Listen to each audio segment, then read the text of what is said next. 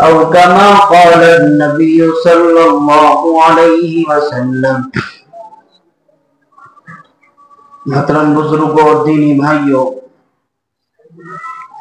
میں نے آپ حضرات کے سامنے قرآن مقدس کی جو آیت مقدسہ تلاوت کی ہے،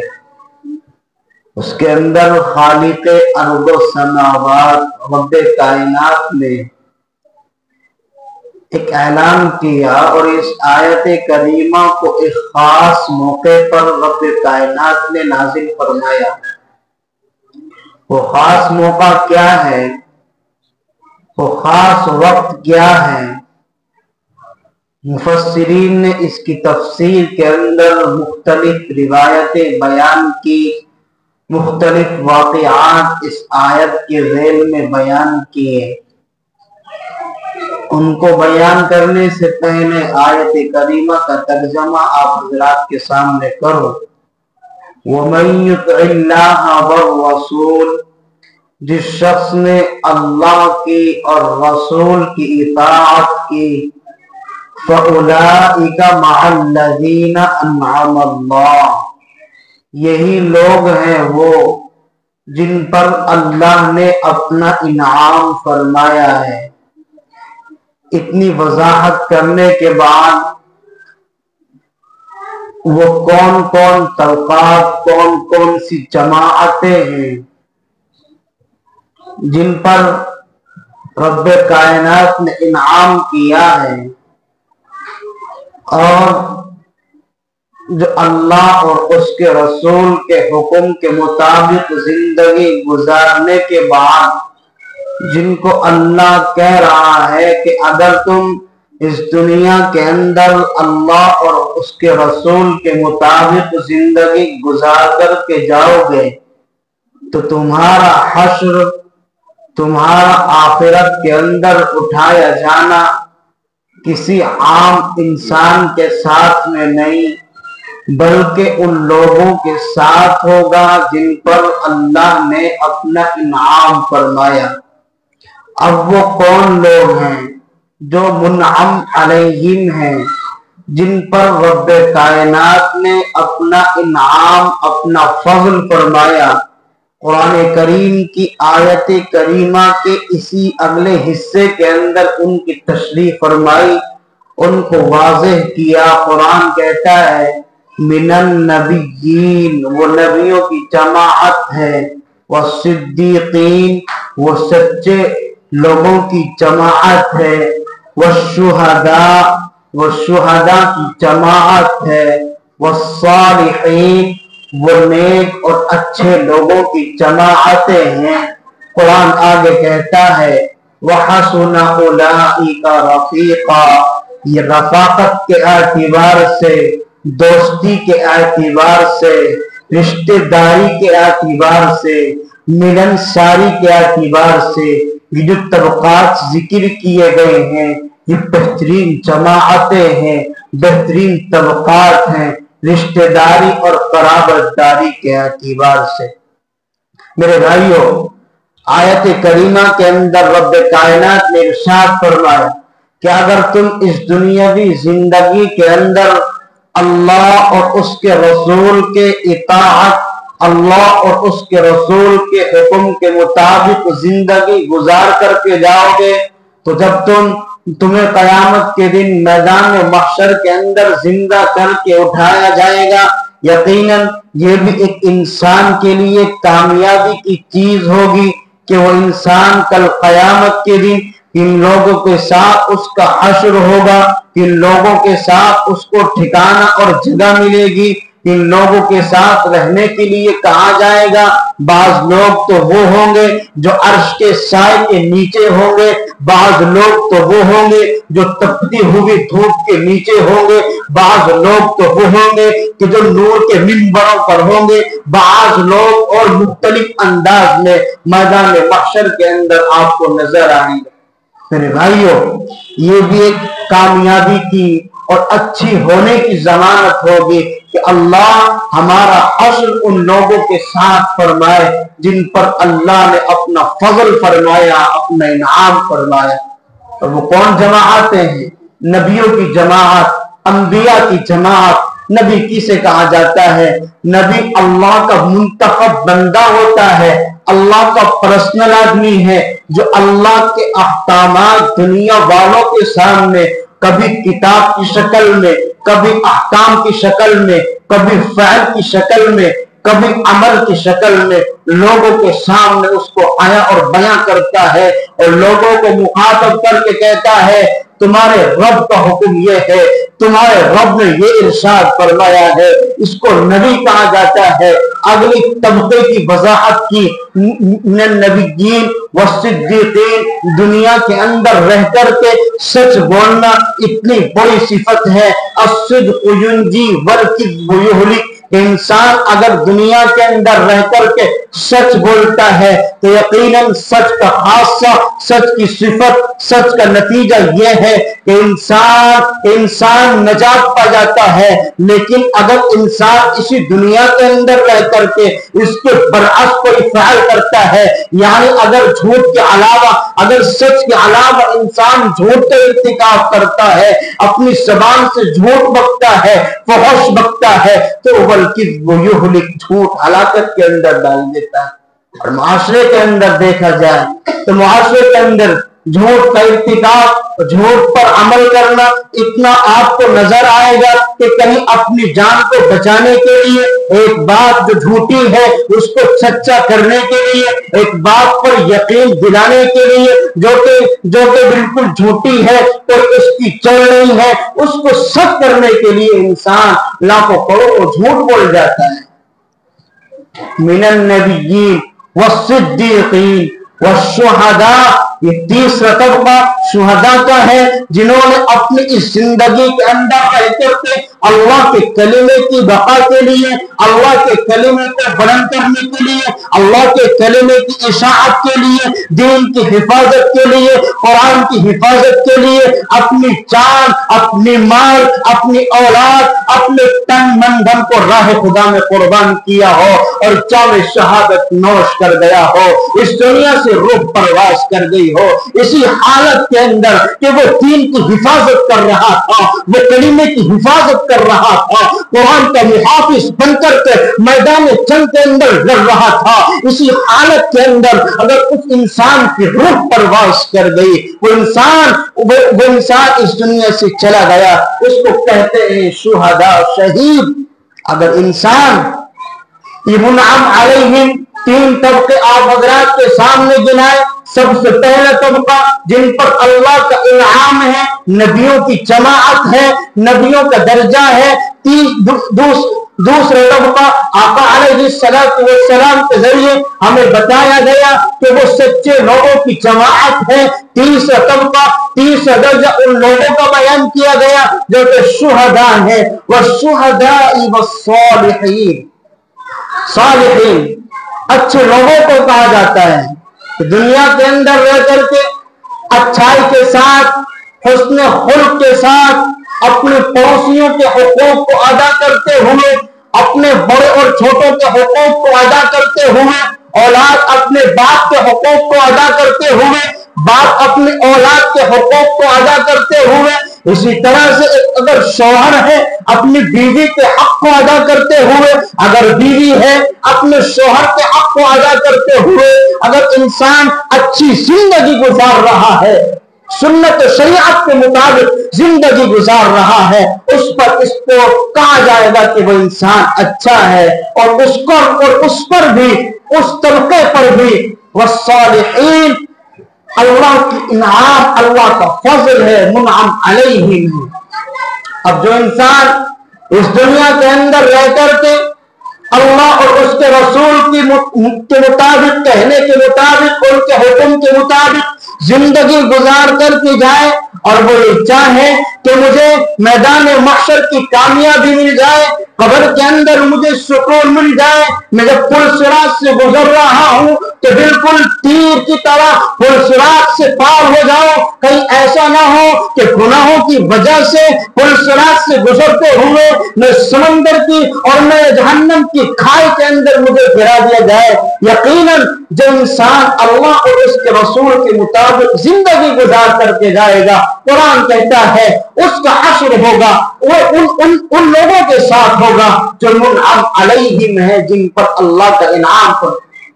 جن پر اللہ نے اپنا انعام نازل کیا۔ اب یہ خاص موقع کیا ہے؟ مفسرین نے مختلف روایتیں بیان کی، جیسا کہ حافظ عماد الدین ابن کثیر نے حضرت عائشہ رضی اللہ تعالی عنہا کے حوالے سے ایک حدیث بیان کی کہ اللہ کے نبی علیہ السلام کی خدمت میں ایک صحابی آتے ہیں اور آ کر کے عرض کرتے ہیں، یا نبی اللہ، یا رسول اللہ، جب میں اپنے گھر کے اندر ہوتا ہوں تو میرے دل کی کیفیت کچھ اور ہوتی ہے، آپ کی مجلس کے اندر آتا ہوں دل کی کیفیت کچھ اور ہوتی ہے، اگر وہاں دل پریشان ہوتا ہے کہیں بیوی بچوں کو دیکھ کر کے،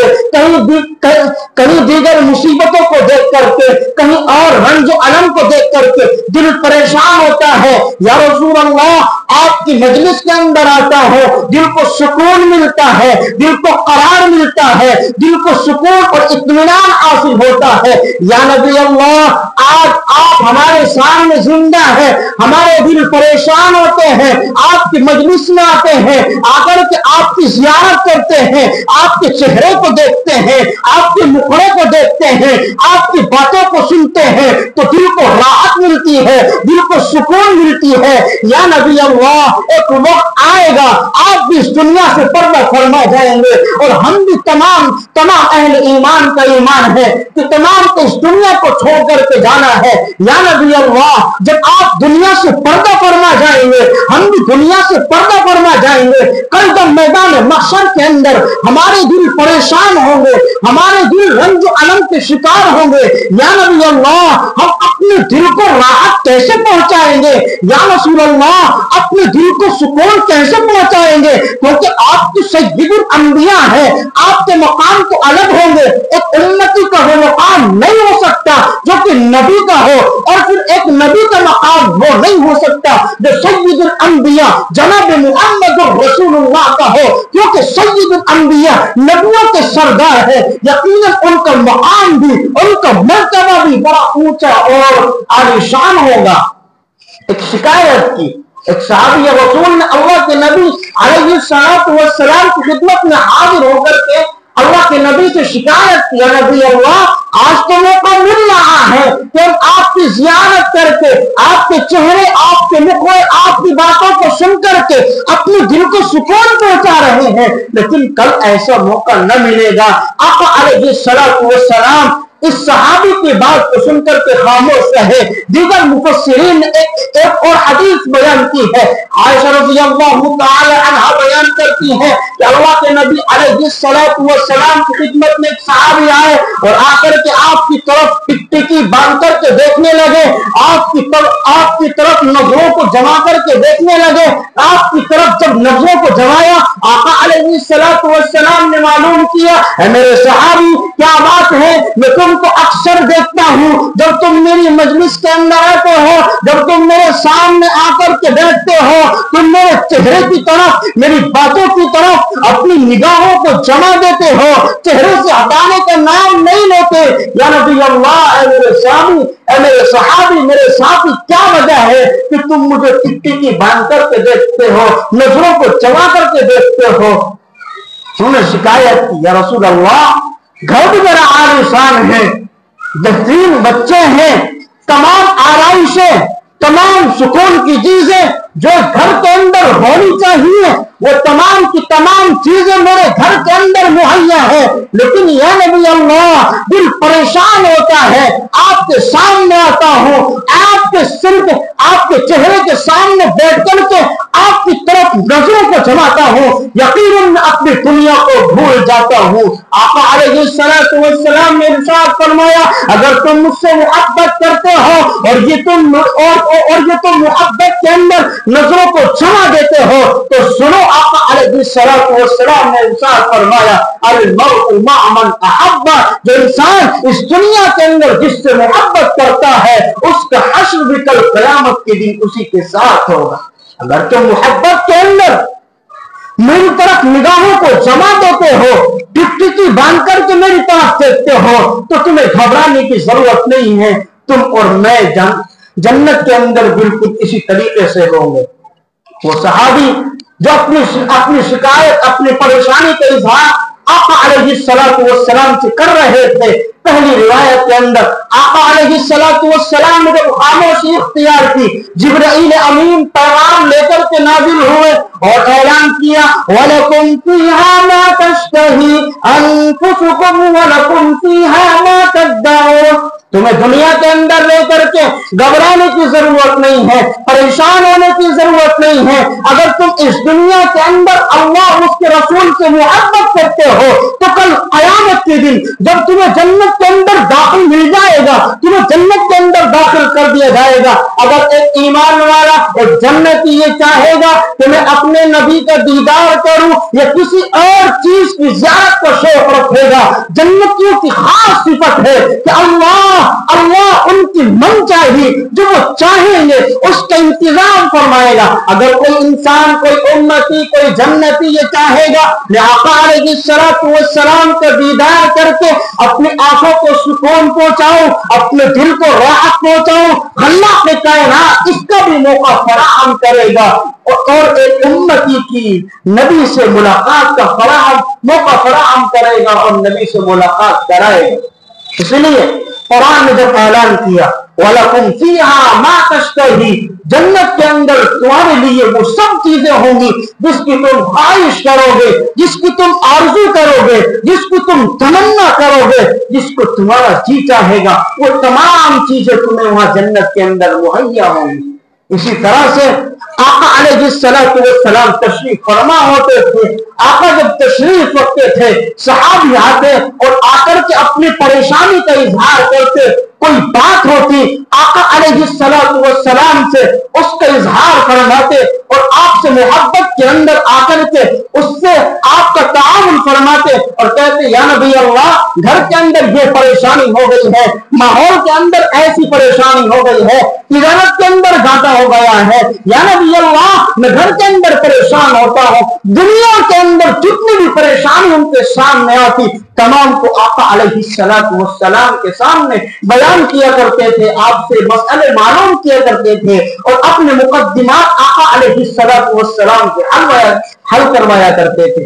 اسی طریقے سے ایک مقدمہ آقا علیہ السلام کے سامنے آیا، ان میں سے ایک طرف ایک یہودی ہے، ایک منافق ہے جو بظاہر منافق کسے کہا جاتا ہے؟ یہودی کسے کہا جاتا ہے؟ یہودی کہا جاتا ہے جو موسیٰ علیہ السلام پر ایمان رکھتا ہو، ان کو اپنا نبی تسلیم کرتا ہو۔ اسی طریقے سے منافق کہا جاتا ہے، میں اپنی زبان میں کہوں کہ آدھا پیپر آدھا گھٹے، بظاہر وہ ایمان کا دعویٰ کرتا ہو، بظاہر اللہ کی وحدانیت کو اقرار کرتا ہو، بظاہر محمد عربی صلی اللہ علیہ وسلم سے محبت کا دم بھرتا ہو، لیکن اندر کفر بڑا ہوا ہو، اندر بغض بڑا ہوا ہو،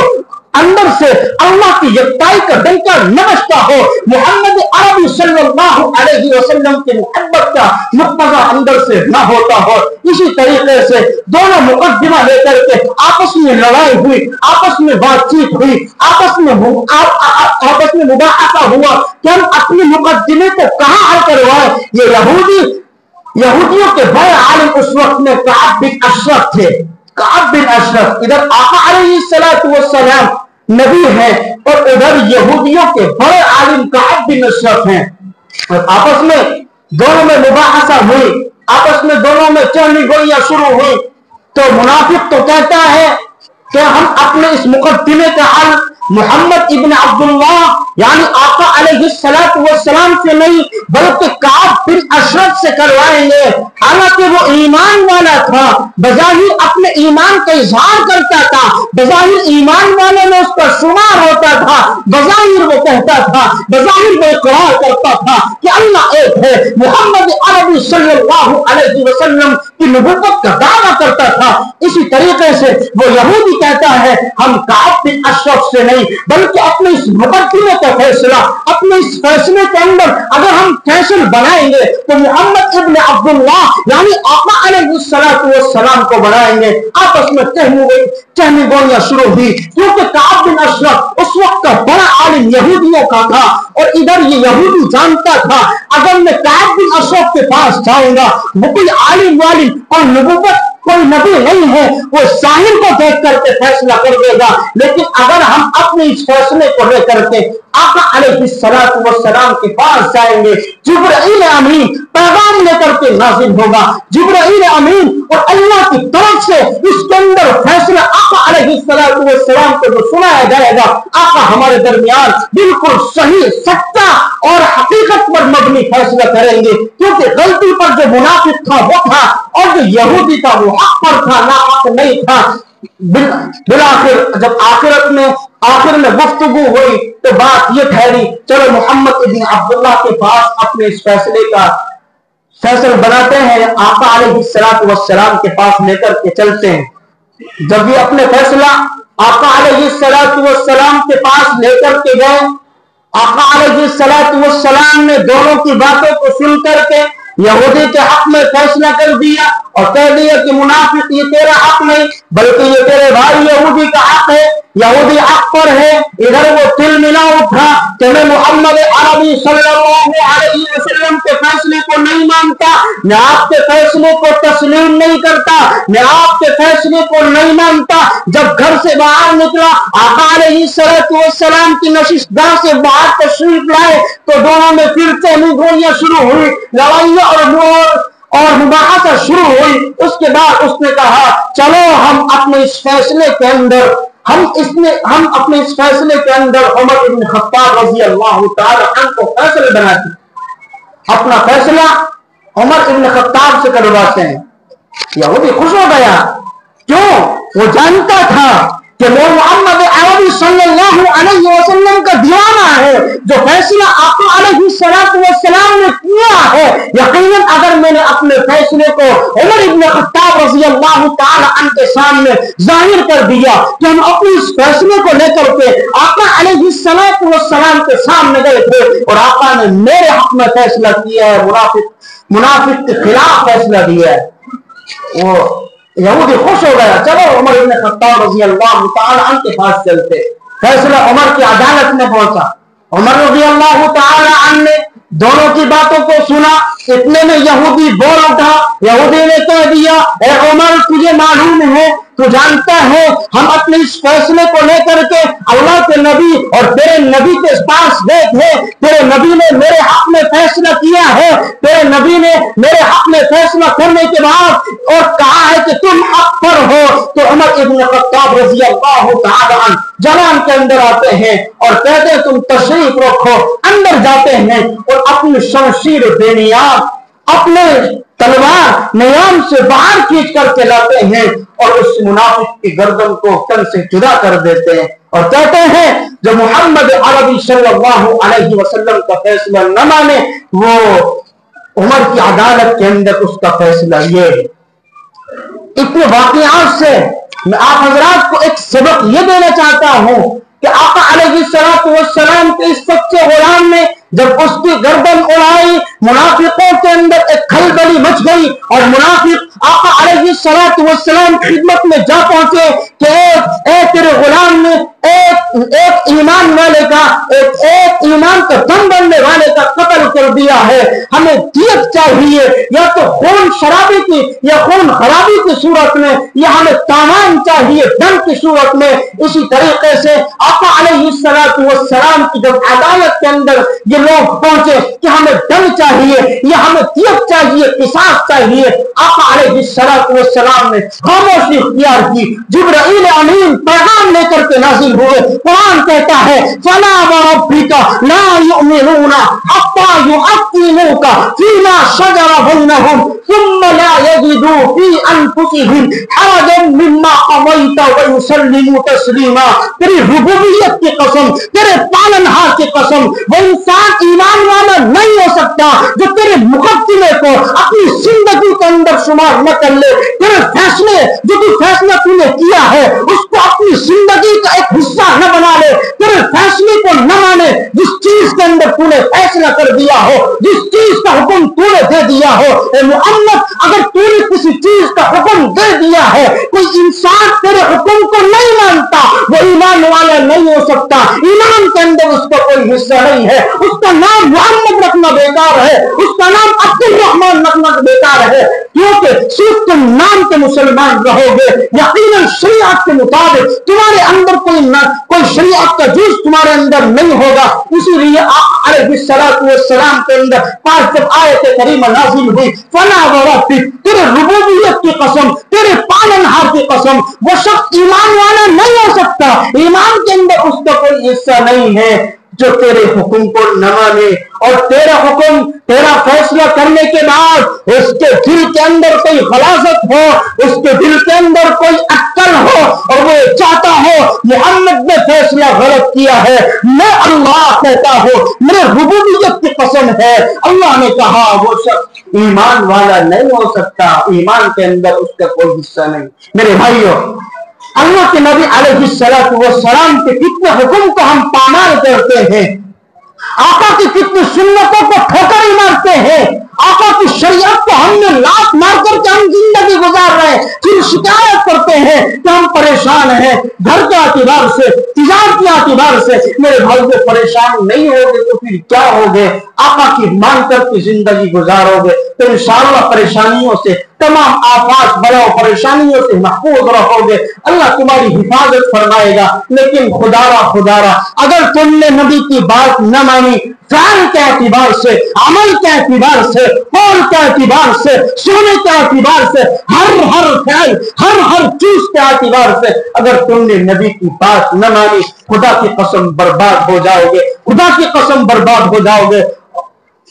इसीलिए मैं आपसे अर्ज कर रहा हूं मेरे भाइयों, आका कहने के मुताबिक, तालीमात के मुताबिक, आका के तालीमात जो रोशन तालीमात उम्मत मुहम्मदिया के लिए हैं, उनके मुताबिक अपनी जिंदगी गुजारो, बड़ों का एहतराम करो, उलमा का एहतराम करो, छोटों पर शफ़क़त करो, एक दूसरे के हुकूक अदा करो। अल्लाह कहने से ज्यादा, सुनने से ज्यादा अमल की दौलत से माला माल फरमाए। वाक़िअ दावाना अनिल हम्दुलिल्लाह।